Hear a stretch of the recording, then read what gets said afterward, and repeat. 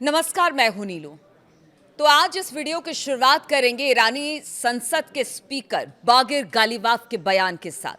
आज इस वीडियो की शुरुआत इसलिए कर रहे हैं क्योंकि कल हमें या कि पूरी दुनिया को लगा कि ट्रंप ने जो सीज़फायर किया उसको पूरी ईमानदारी के साथ निभाएंगे, लेकिन अब दोनों तरफ से यानी ईरान की तरफ से भी और अमेरिका की तरफ से भी कहा यह जा रहा है कि सीज़फायर को लेकर अब उल्लंघन किया जा रहा है और गालिबाफ ने इसी बात का जिक्र किया है। गालिबाफ ने क्या कहा है? गालिबाफ ने बयान में कहा है कि बातचीत शुरू होने से पहले 10 सूत्रीय प्रस्ताव के 3 मुख्य बिंदुओं का उल्लंघन कर दिया गया। उन्होंने कहा कि अमेरिका पर ईरान का जो गहरा ऐतिहासिक विश्वास था वो उनके वादों के बार बार उल्लंघन से पैदा हुआ और ये पैटर्न फिर दोहराया गया है। यानी एक बार फिर से जो भी शर्तें रखी गई, बातचीत करने की बात की गई, सीज फायर करने की बात की गई, उसे तोड़ दिया गया। उन्होंने राष्ट्रपति डोनाल्ड ट्रंप को याद दिलाया कि ट्रुथ सोशल पर लिखते हुए कि ईरान के 10 सूत्रीय प्रस्ताव को बातचीत करने लायक आधार बताया था और अब उनके 3 बिंदु ही तोड़ दिए हैं। अब देखिए ये 3 बिंदु क्या है। पहला, लेबनान में जिस तरह से हमला इजराइल ने किया है, नरसंहार इसे कहा जा रहा है। दूसरा, कि किस तरह से बताया ये जा रहा है कि जो कुछ ड्रोन्स देखे गए हैं ईरान के भीतर, उसको डिटेक्ट किया गया है। बताया जा रहा है कि ऐसा कैसे हो सकता है कि सीज फायर चल रहा हो और दुश्मन का ड्रोन ईरान के इलाके में हो। तो इस तरह की बातें गालिबाफ ने कही है। यानी 2-3 मुद्दों पर उन्होंने कहा कि अरे बातचीत तो बहुत दूर की बात है, जब बातचीत होगी तब होगी, लेकिन कम से कम सीज फायर आपने किया है हमारी शर्तों पर तो उसको मान तो लीजिए। लेकिन अब ऐसा नहीं हो रहा है, अब सीज फायर का उल्लंघन हो रहा है और इस बीच बताया जा रहा है कि स्ट्रेट ऑफ हॉर्मुज को बंद करने की बात ईरान ने कही है। उन्होंने कहा है कि हम नहीं खोलेंगे, जब आपने उल्लंघन किया तो हम पीछे कैसे रहे। तो अमेरिका और ईरान के बीच 2 हफ्ते के युद्ध विराम की घोषणा के बाद जब दुनिया पश्चिम एशिया में तनाव कम होने की उम्मीद कर रही थी, उसी दिन इजराइल ने लेबनान में अब तक का सबसे बड़ा हमला कर दिया। जी हां, इजरायली सेना ने 10 मिनट में 100 से ज्यादा हवाई हमले किए और इस ऑपरेशन में 50 से ज्यादा लड़ाकू विमानों ने हिस्सा लिया। और ये हमले लेबनान की राजधानी बेरूत, बेका घाटी और दक्षिणी लेबनान में किए गए, जिसमें रिहायशी इलाकों का खास तौर पर टारगेट किया गया, निशाना बनाया गया। अब ये सोचिए कि ईरान कह रहा है कि जब युद्ध विराम किया गया, हमारी शर्तों पर किया गया, तो उसमें जो पाकिस्तान प्रस्ताव लेकर आया था उसमें लेबनान भी शामिल था। कहा गया था लेबनान में भी सीज फायर होगा, लेकिन उसका उल्लंघन हुआ और उसके कुछ ही घंटों के बाद जबरदस्त बमबारी हुई, नरसंहार किया गया। लेबनान के लिए ये इस संघर्ष का सबसे जानलेवा दिन साबित हुआ, जिसमें कम से कम बताया जा रहा है कि 254 लोग मारे गए और 1100 से ज्यादा लोग घायल हुए हैं। मरने वालों का आंकड़ा बढ़ने की भी बात सामने आ रही है, क्योंकि बचाव दल मलबे के नीचे लोगों को तलाश रहा है। अब भी तलाश वहां पर की जा रही है लोगों की। तो हवाई हमलों की इस लहर को लेबनान में युद्ध शुरू होने के बाद का अब तक का सबसे बड़ा हमला बताया जा रहा है। अब इसे क्या माने? हमला करते हैं, युद्ध शुरुआत करते हैं 2 देश यानी कि इजराइल और अमेरिका, और जब सीज फायर की बात करते हैं तो डोनाल्ड ट्रंप हाथ खड़े करके कहते हैं सीज फायर हमने किया था, नेतन्याहू ने नहीं, लेबनान का मोर्चा खुला रहेगा। अरे ये कैसा सीज फायर है जिसमें शर्तें मानते हैं और उसके बाद शर्तों से आप मुकर जाते हैं, और इसका असर पूरी दुनिया पर पड़ रहा है। कहा जा रहा है ये सीज फायर नहीं, ये साजिश है, ये साजिश है और इस साजिश का भुगतान पूरी दुनिया को करना पड़ेगा। ये लहर डोनाल्ड ट्रंप के ईरान के साथ युद्ध विराम की घोषणा के बाद शुरू हुई।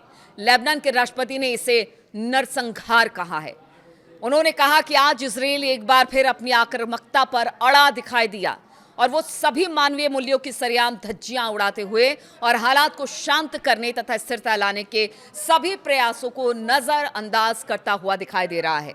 अपने शर्मनाक रिकॉर्ड में एक और नरसंहार जोड़ रहा है इजराइल, और ये कहा है जोसेफ आउन ने, जो कि लेबनान के राष्ट्रपति हैं। लेबनान सीजफायर का हिस्सा नहीं है और इजराइल के प्रधानमंत्री बेंजामिन नेतन्याहू ने कल जिस तरह से ट्रंप ने सीजफायर की घोषणा की उसके बाद ही कह दिया कि हमारी तरफ से कोई युद्ध विराम नहीं है और हम इस युद्ध विराम को नहीं मानते। लेबनान के मोर्चे पर हम लगातार हमला करते रहेंगे और वो हमला कितना भीषण था कल सबने देखा। इधर अगर लेबनान इसका हिस्सा नहीं है और हिजबुल्लाह के खिलाफ हमले जारी रहेंगे तो वो सब कुछ दिखा। ईरान ने साफ कहा कि लेबनान अलग नहीं है और ये जो संघर्ष विराम है वो बिना लेबनान के संभव है ही नहीं। तेहरान ने लेबनान पर इजरायली हमले को युद्ध विराम समझौते के लिए दिए गए उनके 10 पॉइंट का प्लान का उल्लंघन बताया, जैसा शुरुआत में भी गलीवाफ के बयान में मैंने आपको बताया, जिसमें लेबनान में भी हमले रोकने की बात कही गई थी, लेकिन इसे तोड़ दिया गया। ईरान की युद्ध विराम तोड़ने की धमकी अब हम आपको बता रहे हैं क्या दी है। जिस तरह से पीछे 3-4 पॉइंट्स या 3-4 बिंदुओं पर सहमति की बात हुई थी, उसके बाद सीज फायर किया गया था। अब ईरान कह रहा है कि जब इसका कोई मतलब नहीं है तो फिर हम इस पर क्यों कायम रहे, तो हम भी अब तोड़ देंगे, जितने युद्ध विराम की शर्तें हम सब तोड़ देंगे। ईरान ने ऐसा कहा है। ईरान की सरकारी समाचार एजेंसी फॉक्स न्यूज ने कहा कि तेहरान ने हॉर्मुज जलडमरू मध्य यानी स्ट्रेट ऑफ हॉर्मुज को बंद कर दिया है। लेबनान में हिजबुल्लाह के ठिकानों पर हमले को लेकर युद्ध विराम का उल्लंघन बताया है और उन्होंने कहा है कि अगर इसी तरह से जारी रहा तो फिर हम इजराइल पर भी हमला करेंगे, और हमला हो रहा है। ईरान की तस्नीम न्यूज एजेंसी ने तेहरान की चेतावनी के बारे में बताया कि अगर इजराइल लेबनान पर हमले जारी रखता है तो फिर ईरान युद्ध विराम से पीछे हो जाएगा। यानी अभी तो सिर्फ वो स्ट्रेट ऑफ हॉर्मुज की बात कर रहा है बंद करने की, उसके बाद तो फिर वही चीज, वही मिसाइलें दागी जाएंगी, वही ड्रोन गिराए जाएंगे, वही हवाई हमले होंगे। मैं सभी पक्षों से पूरी ईमानदारी और गंभीरता से अपील करता हूं कि वो संयम बरते और तय समझौते के मुताबिक 2 हफ्ते तक संघर्ष विराम का सम्मान करें। अब देखिए ये कौन कह रहा है, ताकि कूटनीतिक इस संघर्ष के शांतिपूर्ण समाधान की दिशा में अहम भूमिका निभा सके। तो ये कह रहा है पाकिस्तान, और ये कह रहा है वहां के जो प्रधानमंत्री हैं वो कह रहे हैं कि देखिए अभी कैसा सीजफायर पाकिस्तान ने करवाया है। सबके सामने यही बात है कि पाकिस्तान ने कैसा सीजफायर किया। क्या अमेरिका के पास कुछ और लेकर गया, ईरान के पास कुछ और शर्तें लेकर आया? क्योंकि अगर ट्रंप की बात की जाए तो ट्रंप ने कहा कि देखिए हम तो यूरेनियम इनरिचमेंट जब तक ईरान बंद नहीं करेगा तब तक हम किसी तरह की बातचीत नहीं करेंगे। मिसाइल प्रोग्राम को कम करना पड़ेगा, उस पर उसके अलावा हम बात नहीं करेंगे। तो फिर ये कैसा सीजफायर है जो पाकिस्तान ने कराया है? पाकिस्तान की खूब वजीहत हो रही है। देखिए 11 तारीख को पाकिस्तान में एक बैठक होने वाली है इस सीज फायर को लेकर, मध्यस्थता पाकिस्तान कर रहा है। माना यह जा रहा है क्या उससे पहले ही सब कुछ खत्म हो जाएगा, कोई सीज फायर नहीं, कुछ नहीं, अब दोनों तरफ से फिर हमले होंगे, या फिर उस जगह पर बैठेंगे जरूर, इस्लामाबाद में बैठेंगे जरूर, लेकिन उसके बाद स्थिति और खराब होगी। इसलिए अब पाकिस्तान को लेकर भी बहुत सारे सवाल उठ रहे हैं कि ये कैसा सीज फायर है। क्या कोई इसके जो प्रस्ताव है जो वो लेकर पहुंचा अलग अलग तरीके से दोनों के सामने उसने प्रेजेंट किया पाकिस्तान इस सीज फायर के प्रस्ताव को? क्या डोनाल्ड ट्रंप जो कह रहे थे वो ईरान को नहीं बताया, या ईरान ने जो कहा वो डोनाल्ड ट्रंप ने उस बात को नहीं मानी? फिर कैसा सीज फायर था ये? शोर तो यही मचा कि सीज फायर हो गया, 2 हफ्तों तक, कम से कम 2 हफ्तों तक तो थोड़ी सी शांति रहेगी। लेकिन अब यही कहा जा रहा है कि ये शांति कब तक रहेगी, क्योंकि देखिए नेतन्याहू तो बिल्कुल बात नहीं मान रहे हैं और इससे पल्ला अब खींच लिया है ट्रंप ने। नेतन्याहू जबरदस्त तरीके से लेबनान के इलाके में हमला कर रहे हैं। ईरानी संसद के स्पीकर बागेर गालिबाफ का जो बयान है वो जिस तरह से उन्होंने कहा है कि अगर वो सीज फायर तोड़ते हैं तो फिर हम भी सीज फायर तोड़ देंगे। तो क्या ये सीज फायर एक साजिश है?